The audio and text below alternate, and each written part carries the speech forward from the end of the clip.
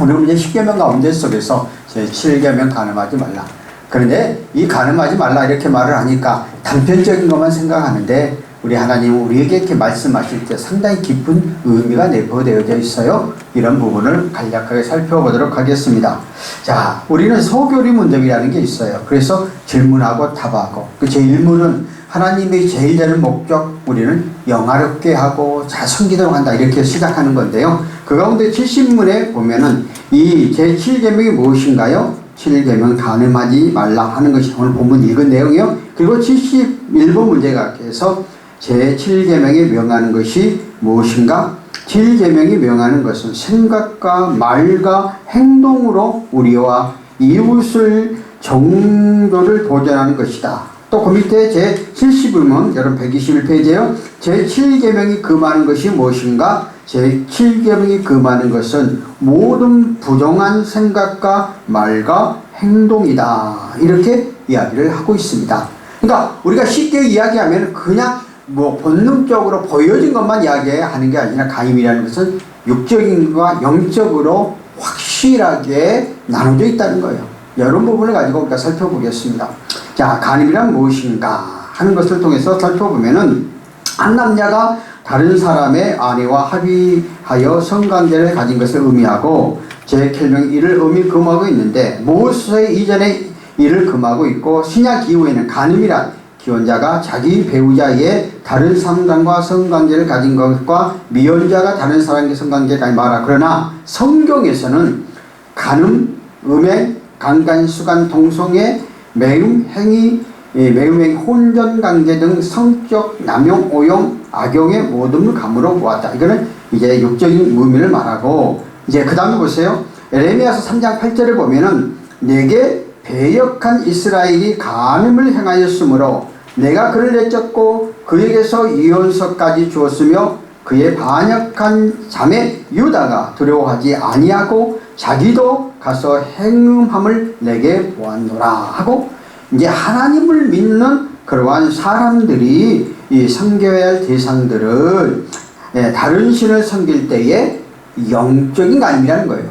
그러니까 하나님 우리 인간을 창조하여서 하나님의 형상대로 지음받은 우리들이 육적인 강림도 안 되지만은 영적으로 하나님을 섬겨야 할 대상이 하나님을 섬기지 아니하고 다른 것들을 섬겼다. 그래서 뭐라고요? 너를 지으신 이가 내 남편이라.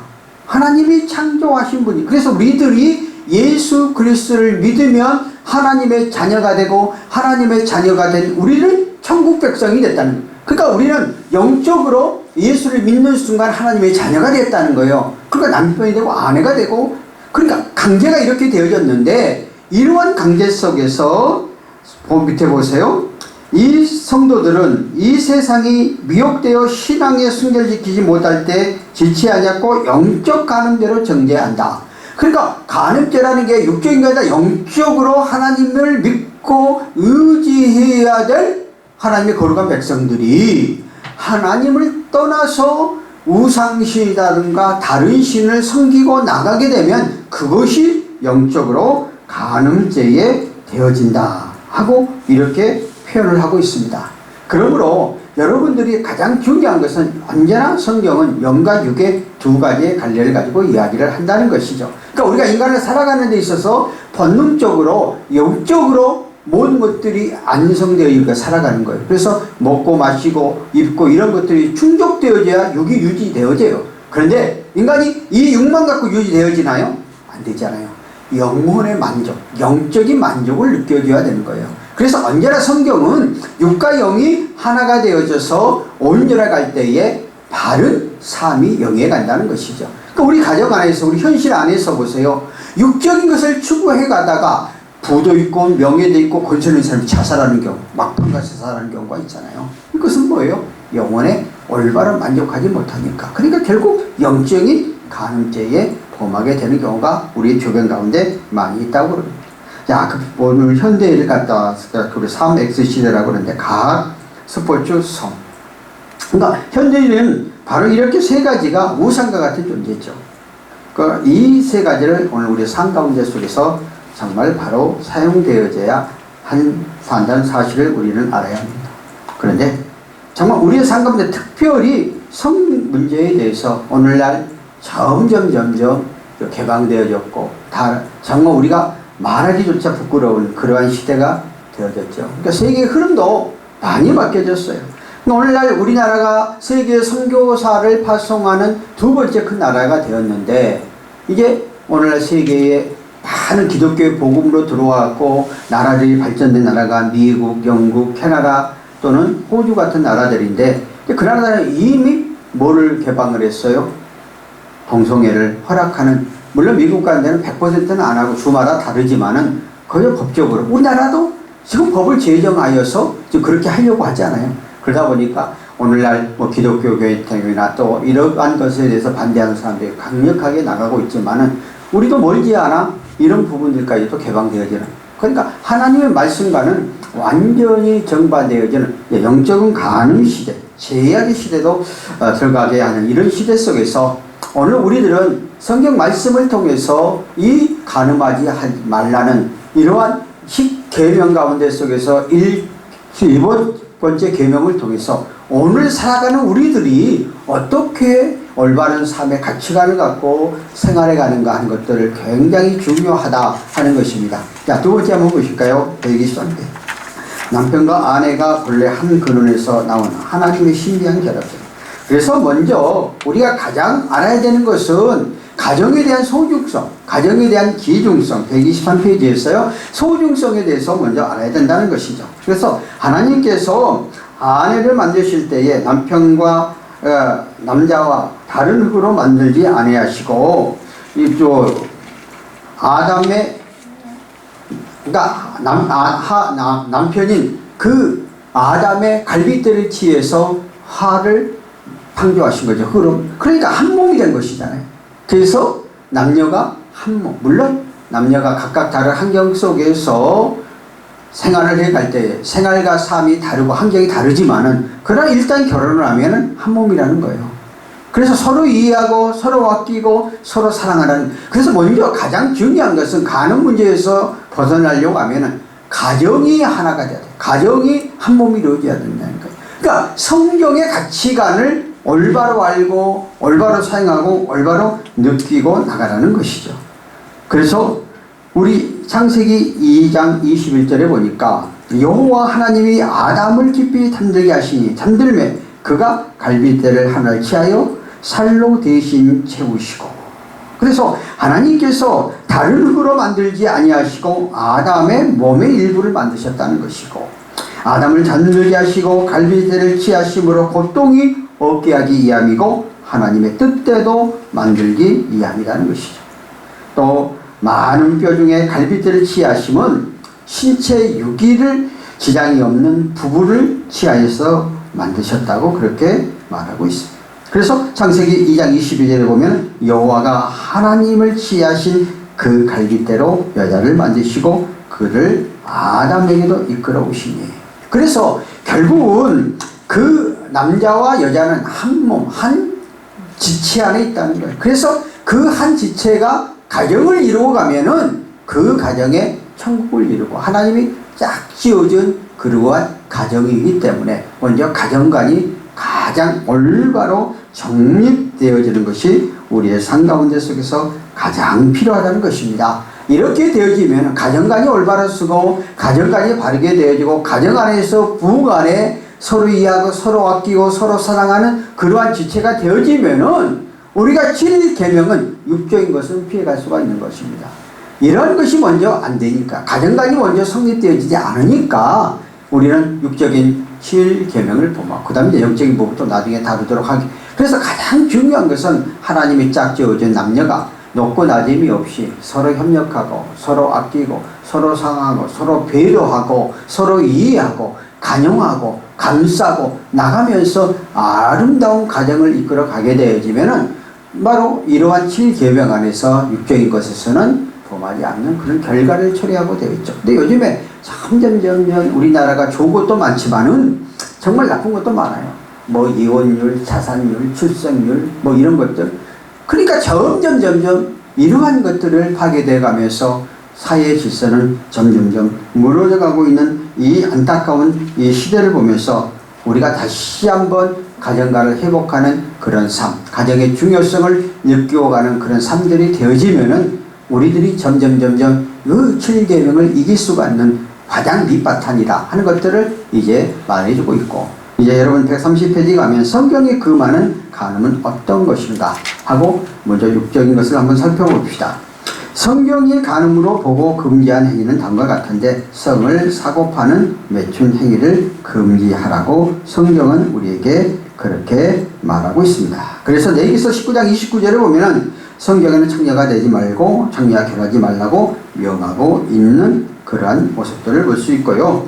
그 다음에 이제 강간을 금하고 있습니다. 창세기 34장 2절에 보니까 강간은 협박이나 또 폭행으로 사람을 강제적으로 또 성관계를 한 행위를 가리켜서 이렇게 강간이라 그렇게 말을 하는데, 자 보세요. 성경 가운데 속에서 야곱의 딸 디나를 세검성에서 희족속들이 집단적으로 이렇게 간음을 했을 때 하나님께서 그 모든 시족들을 다 죽이는 그런 모습을 성경 안에 기록되고 있습니다. 그러니까 성경이 이러한 것들에 대해서 얼마나 무섭게 이야기하고 있는가. 옳지 않은데 강제적으로 이렇게 핀과 폭력을 가지고, 이것은 성경의 커다란 죄라는 것이죠. 우리가 헌법 안에서도 이 법에 대해서는 형법 279조에 보면 폭행 또는 협박으로 사람을 강간한 자는 3년 이상 유기징역에 처한다고 해놨습니다. 바로 정말 이거는 영적으로나 육적으로나 상당히 이렇게 이런 행위를 하면 안 된다는 것이, 이게 또 우리가 7계명을 어기고 그 다음에 간통을 금하고 있다.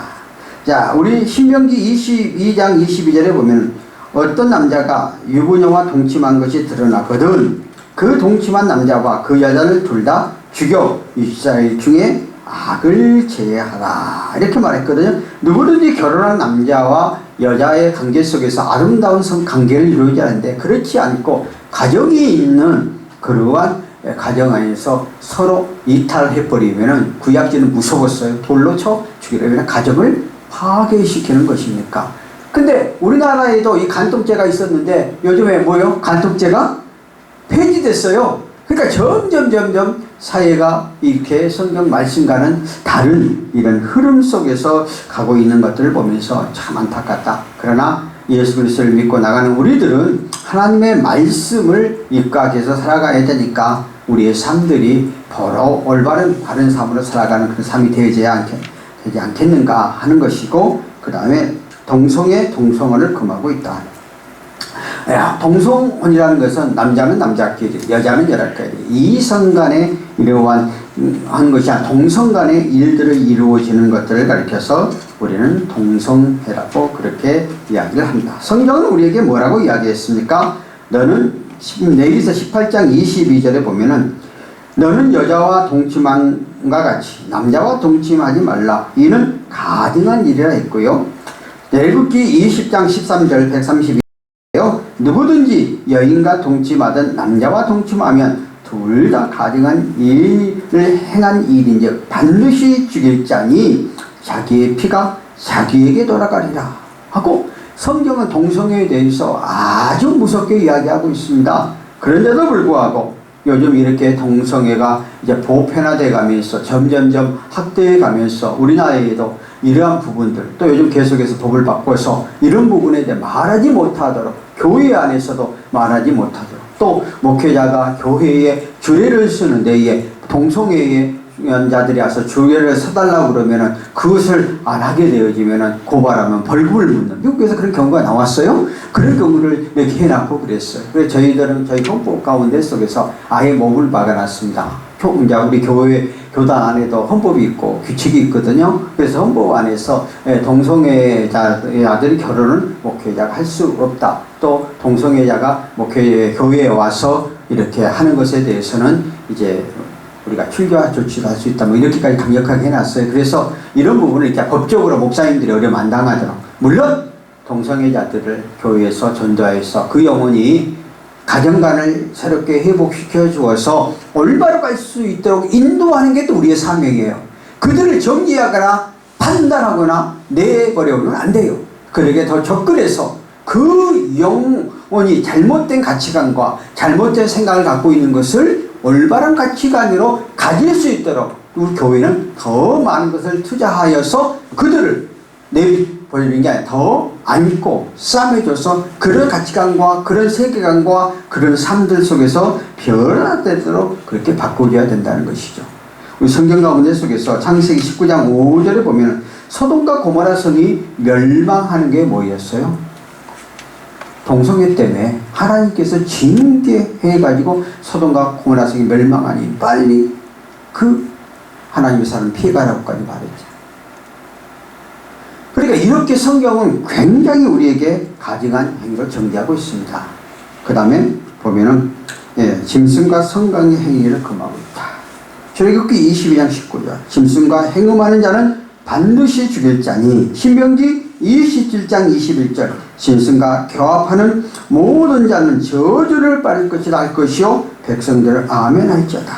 자, 요즘에 갖고는 또 정말 이 시대가 어떤 동물들을 너무 사랑해가지고 동물들을 가족 또는 동물들 이름까지 짓고 이런 시대 속에 살고 있는데 동물과의 이렇게 행음하는, 야, 이건 무서운 거죠.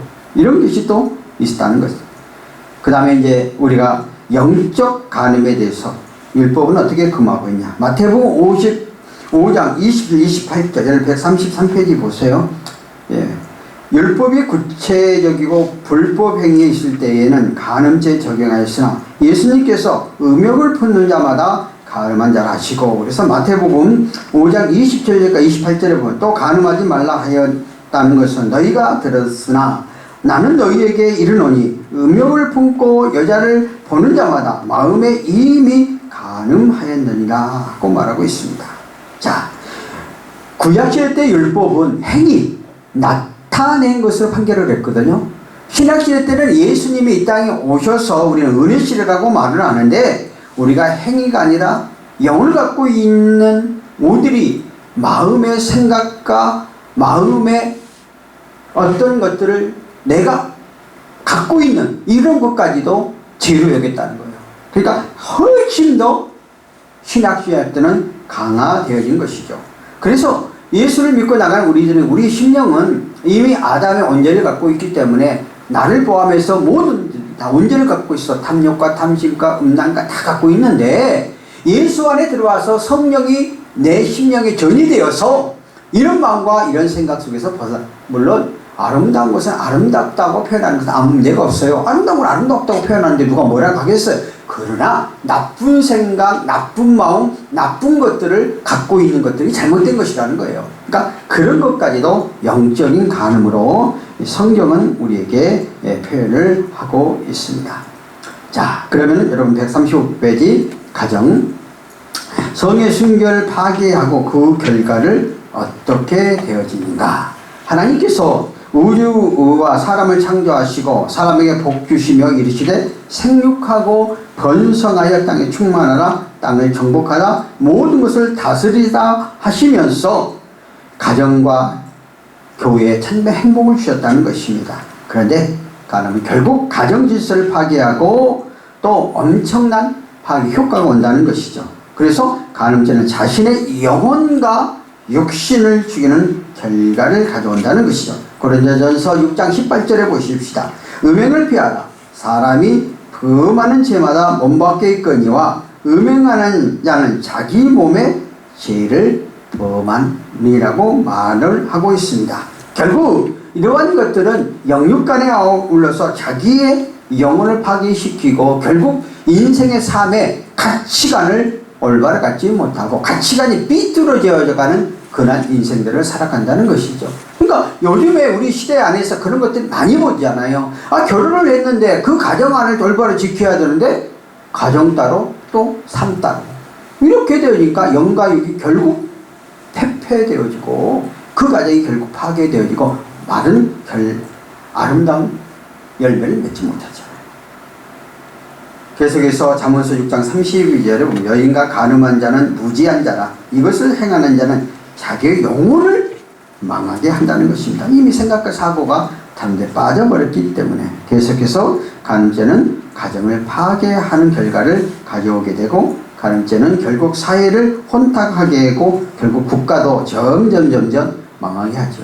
세계 역사를 통해서 보면은 그 역사가, 우리가 헬라나 로마 시대도 보면은 그 세계를 지배했던 나라들이 그 말년에 가가지고 이런 것으로 인해서 결국은 그 막강했던 로마가 망하는 이런 것들을 우리를 역사를 통해서 잘 교훈해주고 있잖아요.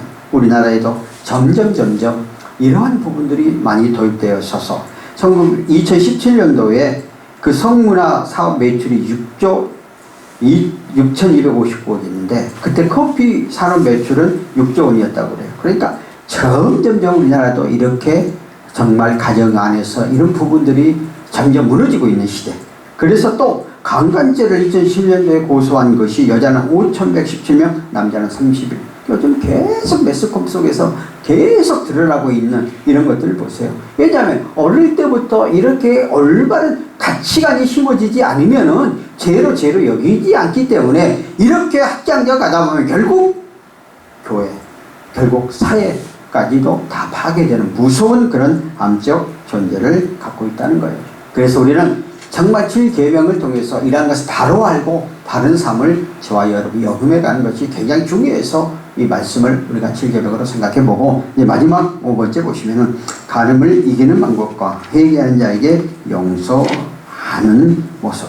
우리는 이 계명을 통해서 간음죄가 가장 은밀한 그런 죄라는 것을 사용하고 우리 알고 있는데, 그러면 간음을 이기는 가장 기본적이고 우선적인 방법은 음행한 장소를 피하는 것이다. 그래서 디모데전서 6장 12절에 보면은 선한 싸움을 싸우거나 영생을 취하라. 이를 위하여 내가 부르심을 받았고 많은 증인 앞에 선한 중언을 하였노라. 디모데전서 2장 22절에 보면 너의 청년 때의 정욕을 피하라고 그랬고, 잠언서 6장 27절 29절에 보면은 사람이 품에 품고서 어찌 그 옷에 티가 나지 않겠느냐? 사람이 숯불을 받고서 어찌 그 말 아래 되지 아니하겠느냐? 남의 아내와 통관한 자도 이와 같을 것이라. 그를 만지는 자마다 벌을 면치 못하리라. 성경 우리에게 엄하게 말하고 있습니다. 자, 그 다음에 139페이지 가서 결론적으로 언제나 하나님은 임재를 자각하고 두려워하며 지약으로 피해야 한다고 말하고 있습니다. 그래서 마태복음 10장 28절에 보면은 몸은 죽어도 영혼을 능히 죽이지 못하는 자들을 두려워하지 말고 오직 몸과 영혼을 능히 지옥에 멸할 수 있는 이를 두려워하라고 주님께서 우리에게 말씀하고 있습니다. 우리 성경 가운데 속에서 요셉이라는 인물이 나옵니다. 요셉이 자기 형제들이 12명이었어요. 그리고 요셉의 그 아버지 이삭은 부인을 4명이나 뒀어요. 그러다 보니까 형제 간에 얼마나 이총 간에 시기 질투가 많았겠어요. 또 특별히 이삭의 요셉을 11번째 아들이었는데 특별히 사랑을 했어요. 그런데 이 요셉이를 어느 날 형들이 시기 질투하여서 요셉을 죽이고자 하는 그런 마음을 갖고 형제들이 모함을 해서 요셉을 죽이려고 하는 그런 것을. 그런데 마침 한 형이 우리가 죽이지 말고 마치 노예 상인이 지나가니까 노예 상인에게 요셉을 팔아버렸어요. 근데 요셉이 어디로 갔어요? 애굽으로, 이스라엘에서 애굽 땅으로, 이집은 이집트예요. 이집트로 가가지고 이제 노예가 되었으니까 노예 생활을 하잖아요. 그러니까 노예 생활 가운데 속에서 그는 하나님을 믿고 하나님을 두려워하고 하나님이 함께 한다는 사실을 알았기 때문에 그는 종이었고 노예였는데도 불구하고 그 집에서 정말 최선을 다해서 자기의 주어진 일들에 대해서 일을 했어요. 그리고 또 그러다 보니까 보디발의 아내가 그를 유혹을 하잖아요. 그러니까 그 집주인이 그때 당시 굉장히 장관급에 해당되는 그 부인이었어요. 그런데 그가 이런 표현을 해요. 내가 어찌 큰 악을 행하여 하나님께 죄를 지으리까 하고는 나는 하나님을 믿는 사람이기 때문에 이러한 음란의 죄를 할 수가 없다고 이야기를 합니다. 그러니까 그 부인이 화가 나갖고 오히려 나를 강간한다는 죄를 뒤집어 씌워갖고 어디를 보내요? 감옥에 보냅니다. 근데 감옥 안에서도 얼마든지 자기는 죄가 없는 가운데 속에서 또 감옥살이를 하니까 얼마나 우리 같았으면 불평불만 원망하고 하나님을 원망할 수 있잖아요. 그런 가운데 속에서도 그는 그 감옥 안에 성실히를 잘하냐. 그러다 보니까 간수장이 그를 특별히 선택하여서 일을 시키고 또 꿈과 해석도 하는 그런 능력을 하나님이 주셨고, 그런데 나중에 이제 애굽의 총리가 되잖아요. 애굽의 총리가 됐는데 총리가 돼서 힘과 권세가 있잖아요. 그런데도 불구하고 자기가 힘과 권세를 사용하지 한결같이 종이 되었던 감옥의 죄수가 되었던 한결같이 하나님을 섬기고 의지하는 마음이 변치 않은 거예요. 하나님은 그 모습 보시고 최종적으로 총리가 쓰신 것이죠. 그리고 형제를 총리가 돼서 만났을 때에 우리 같았으면 자기가 그렇게 종살이 노예 생활하고 감옥 생활하고 그 어려운 과정을 겪었잖아요. 그럼 어떡하겠어요? 형제를 그만 놔두겠어요?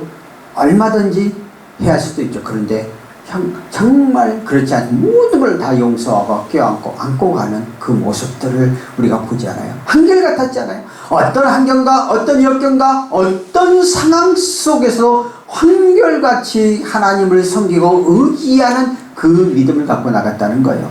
오늘 우리는 우리의 삶 가운데 속에서 정말 이렇게 영적인가 육적인 간음을 하지 않게 하면 한 가정이 이루어졌다면 가정 안에서 하나님이 주신 배필이라고 여기고 남자 여자 한 그릇 하나님이 주신 것이라고 딱 목적을 섞여놓고 다 단점이 없겠어요. 단점이 있죠. 그런데 한결같이 하나님을 두려워하고 가정을 잘 섬겨가고 또 영적으로 내가 하나님을 믿고 하나님을 의지하는 자녀이기 때문에 절대적으로 하나님과 관계 속에서 올바른 삶과 올바른 생활 속에서 끝까지 믿음과 신앙, 또 내가 우리의 삶을 살다 보면 때로는 애기치 않게 어렵고 힘든 수렁에 빠질 수도 있고요, 모함을 당할 수도 있고요, 경제적인 어려움 당할 수도 있고, 직장 안에서도 한직에 가서 힘들어할 수도 있어요. 그런데도 불구하고 하나님의 말씀 안에서 그 말씀대로 지켜나가면은 결국 우리들은 영과 육의 아울러에 간음죄에 범하지 않고 하나님 앞에 잘했다 인정받는 바로 요셉과 같은 그러한 믿음, 한결같은 그러한 믿음을 갖고 나가는 저와 여러분이 되셨으면 좋겠습니다. 기도하겠습니다. 사랑하신 하나님 아버지, 은혜를 감사합니다. 오늘도 이 시간 저희들이 우리 하나님 말씀을 통해서 제7계명을 통해 우리가 요셉과 같이 한결같은 그러한 마음으로 갖고 나갈 때 영육간의 7계명을 범하지 아니하고 올바른 삶을 영해 나가